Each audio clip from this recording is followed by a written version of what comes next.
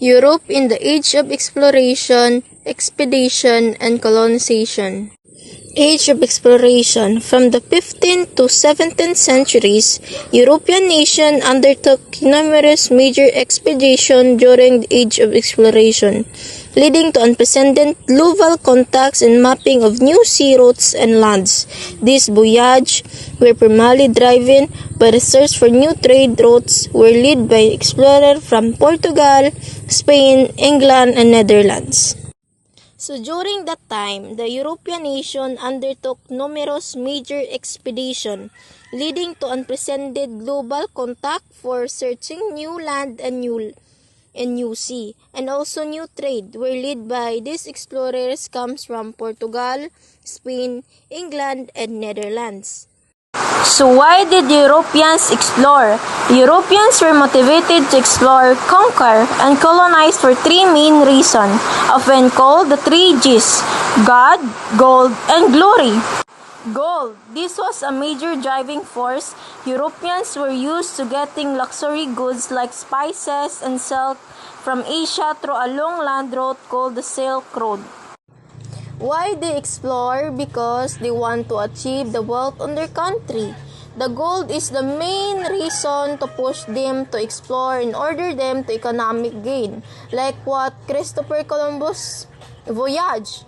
The discovery of gold, silver, and other valuable resources in Americas, syempre greater desire for wealth on their country. And what Magellan did for finding spices, but he is not successful for some reason.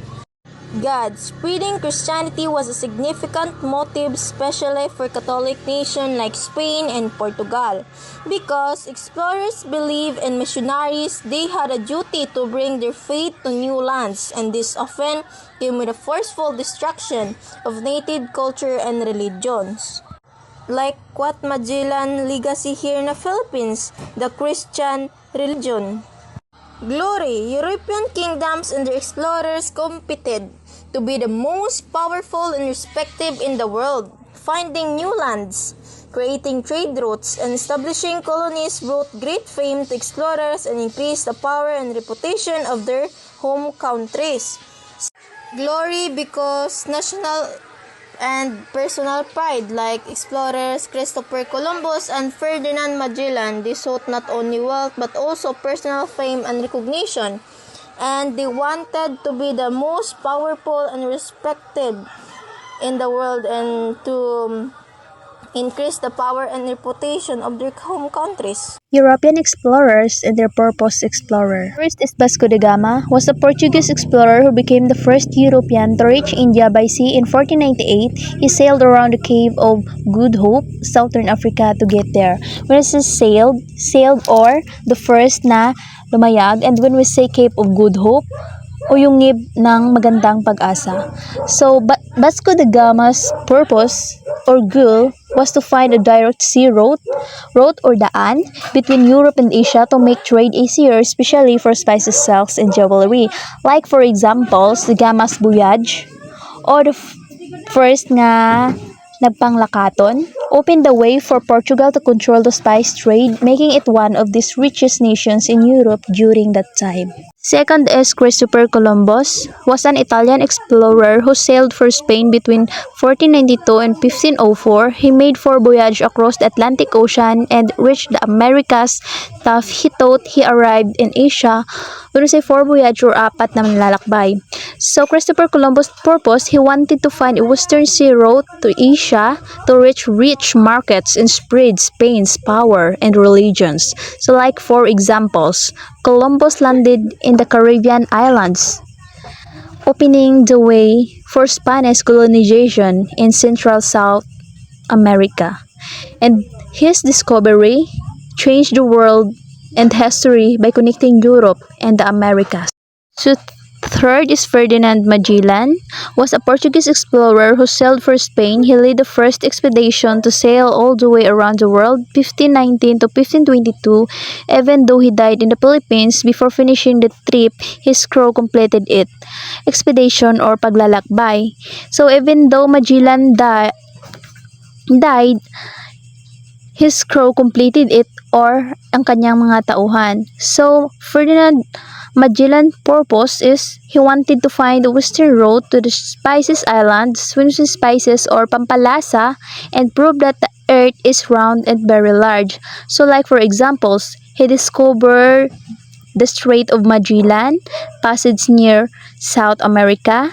His voyage or paglalakbay proved that it was possible to sail around the entire earth. So last is John Cabot, was an Italian explorer who sailed under the English flag between 1497 and 1498. He explored the coast of North America, coast or baybayin, becoming one of the first Europeans to reach it after the Vikings.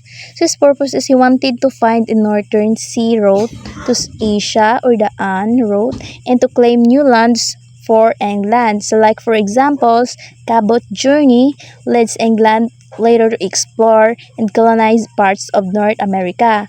So he helped start English claims in the New World. Impact of European on the world. Globalization. Explorers like Vasco da Gama and Christopher Columbus directly initiated the first era of globalization by establishing permanent maritime routes that connected previously isolated continents into a single global network of trade and interaction. Ang epekto ng mga Europeo sa mundo noong panahon ng eksplorasyon. Noong nagsimulang maglakbay sina Vasco da Gama at Christopher Columbus, pinagdugtong nila ang mga lugar sa mundo na dati ay hiwalay sa isa't isa. Dahil dito, nagsimula ang globalisasyon ng kalakalan, idea at kultura. Halimbawa nito, ang paglalayag ni Vasco da Gama patungong India ay nagbukas ng pandaigdigang kalakalan sa pagitan ng Europa at Asia, kung saan nagpalitan sila ng mga pampalasa, seda at iba pang mahalagang produkto. Exchange. The voyage of explorers led to a massive two-way transfer of life forms. This included American crops like potatoes and maize that boasted European populations and devastating Old World diseases like smallpox carried by the explorers and their crews, which decimated indigenous American population. Nagkaroon din ng palitan sa pagitan ng lumang daigdig gaya ng Europa, Asia at Afrika at ng bagong daigdig na tinatawag na Amerika. Sa palitang ito, nagpalitan sila ng mga halaman, hayop at pati mga sakit na tinatawag na mga historiador na Columbian Exchange. Ang halimbawa nito, dinala ng mga Europeo ang mga pananim tulad ng patatas, kamatis at mais mula sa Amerika patungong Europa na naging mahalagang pagkain doon. Ngunit nagdala rin sila ng mga sakit tulad ng bulutong o tinatawag na smallpox sa Amerika na kumitil ng maraming katutubong mamamayan na walang kalaban-laban sa mga bagong sakit. Wealth and economy. Explorers secured the flow of immense wealth like gold, silver, and spices into Europe, transforming economies and fostering the growth of capitalism. This also included the horrific development of the transatlantic slave trade as economic system initiated by these new trade routes and colonies. Sa kayamanan at ekonomiya, nagdala ang mga manlalakbay ng maraming ginto, pilak at pampalasa sa Europa. Dahil dito yumaman ang mga bansang Europeo at umunlad ang kapitalismo o sistemang nakabatay sa kalakalan at kita. Ngunit nagkaroon din ng masamang epekto tulad ng kalakalan ng mga alipin kung saan milyon-milyong Aprikano ang sapilitang dinala sa mga kolonya upang magtrabaho. Halimbawa nito, yumaman ang mga bansang Espanya matapos makakuha ng maraming ginto at pilak mula sa Amerika. Ngunit nagsimula rin ang kalakalan ng mga alipin upang magkaroon ng murang lakas sa paggawa sa mga kolonya. Knowledge and technology. The need of exploration spurred the development of advanced navigation instruments and shipbuilding techniques, expanding geographical knowledge and inspiring further scientific inquiry. Sa kaalaman at teknolohiya naman, ang pagnanais na maglakbay ay nagdulot ng pag-unlad sa mga kasangkapan sa nabigasyon, paggawa ng mga barko at pagpapalawak ng kaalaman tungkol sa mundo. Ang halimbawa nito, ang imbensyon ng astrolabe at ang mga paggawa ng mga mas matibay na barko tulad ng caravel ay nakakatulong sa mga manlalakbay na marating ang mga malalayong lugar at makagawa ng mas tumpak na mapa ng mundo. Legacy of the Age of Exploration. Dual nature of connectivity, the explorer's legacy is a globally interconnected world that benefits from shared knowledge and technological progress, but it is simultaneously marred by a story of exploitation, military conquest, and the destructions of indigenous cultures. So the explorers connected the world, sharing knowledge, goods, and technology and culture. However, this has also brought negative effects: colonization, destruction of native cultures, and exploitation of people and land. Example, when Europeans came to the Americas, they introduced new crops like wheat and horses, but also caused disease that killed many indigenous people. Systemic injustice. The actions of the explorers established system of forced labor in the transatlantic slave trade, leading to systemic injustices and global inequalities that continue to shape modern geopolitical boundaries and societies.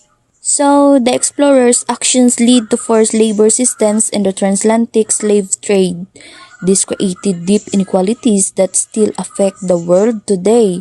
So, example, millions of Africans were enslaved and taken to the Americas to work on plantations, while European countries became very rich from their labor. Contested history. The period is often viewed by some as an age of discovery, while others, acknowledging the violent conquests and destructions of native societies, view it primarily as an age of imperialism, highlighting how the explorers' priorities often came at the expense of indigenous peoples. The term contested history means that people see the same historical event in different ways. During the Age of Exploration, some view it as a time of discovery and progress, while others see it as a time of imperialism and violence that harm indigenous peoples. Conclusion. Major European expedition by explorers such as Columbus, Magellan, da Gama, and Cabot fundamentally reshaped the world between the 15th and 17th centuries. It means ang mga manlalakbay ng Europeo tulad ni Columbus, Magellan, da Gama, at Cabot ay nagbago sa mundo sa pagitan ng ika-15 at 17 paglalakbay at pagtuklas ng bagong lupain. Driven by the motivation of God, gold, and glory, these Buddhians established global trade networks and instituted the first era of globalization. It means, dahil sa hangarin ng mga manlalakbay na Diyos, Into at kaluhalhatian, God, gold, and glory, nagsagawa sila ng mga paglalakbay na nagbukas ng pandaigdigang kalakalan at nagsimula ng unang panahon ng globalisasyon o ang pagkakaugnay ng mga bansa sa pamamagitan ng kalakalan at kultura.